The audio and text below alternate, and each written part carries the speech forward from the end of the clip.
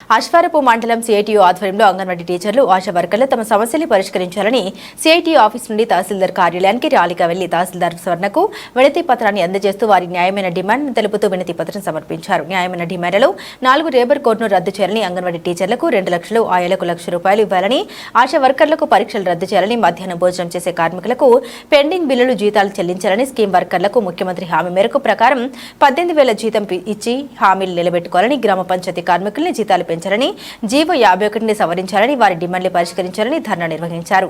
CITU నాయకులు మందెపూడి Sambasivarao, CM Ramesh, anganwadi teacher Kalyani, Jayamma, Nagamani, ASHA వర్కర్లు తిరుపతమ్మ పాల్గొన్నారు. ప్రభుత్వ ఉద్యోగులుగా